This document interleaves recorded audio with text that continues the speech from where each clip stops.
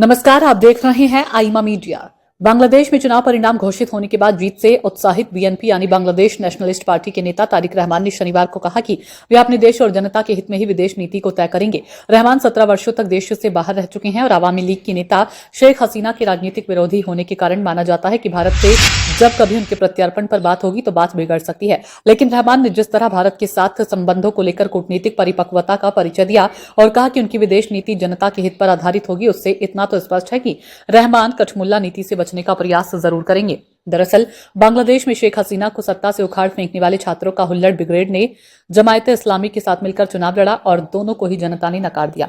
दोनों को अपनी औकात का एहसास हो या ना हो, किंतु इतना तय है कि बांग्लादेश की जनता ने भारत विरोधी तत्वों को कड़ा संदेश देते हुए देश में एक बार फिर राजनीतिक स्थिरता के लिए मतदान किया है। बीएनपी को जो तिहाई सीटें मिली उनमें आवामी लीग के भी वोट शामिल है। आवामी लीग को मोहम्मद यूनुस की सरकार ने चुनाव लड़ने की अनुमति नहीं दी और जमायते इस्लामी एवं कट्टरपंथी ताकतों के निशाने पर परेशान आवामी लीग के समर्थक चाहते थे कि उनकी जान के दुश्मन जिहादियों को किसी भी हालत में नहीं जीतना चाहिए। इसलिए शेख हसीना की अनुपस्थिति में उन्होंने तारिक रहमान को ही जिताना अपने हित में समझा।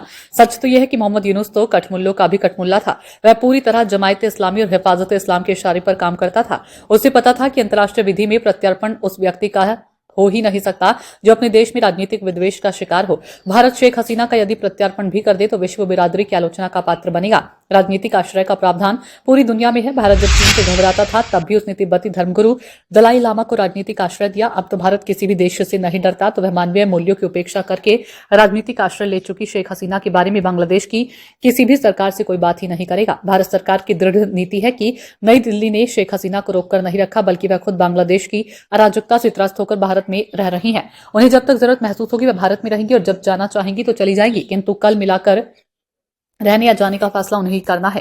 तारिक रहमान कट्टरपंथियों की आलोचना देश में आईएसआई के प्रभावी में ब्यूरोक्रेसी और अपनी राजनीतिक मजबूरी के कारण भले ही शेख हसीना के प्रत्यार्पण की बात करने के लिए करते रहे, किंतु भारत के रुख को देखते हुए अपनी जनता के हित में भारत के साथ व्यापारिक सुरक्षा और कूटनीतिक संबंधों को खराब करने की नासमझी नहीं करेंगे। लगता है कि रहमान भारतीय लोकतंत्र की मजबूरियों एवं बांग्लादेश की हकीकत को महसूस करके उदार विदेश नीति अपनाएंगे। इसी में बांग्लादेश की भावी प्रधानमंत्री की समझदारी भी है। आईमा मीडिया को यदि आप YouTube पर देख रहे हैं तो कृपया सब्सक्राइब करें। सोशल मीडिया या फेसबुक पर देख रहे हैं तो फॉलो करें और हाँ, कमेंट बॉक्स में हमें अपनी राय अवश्य दें।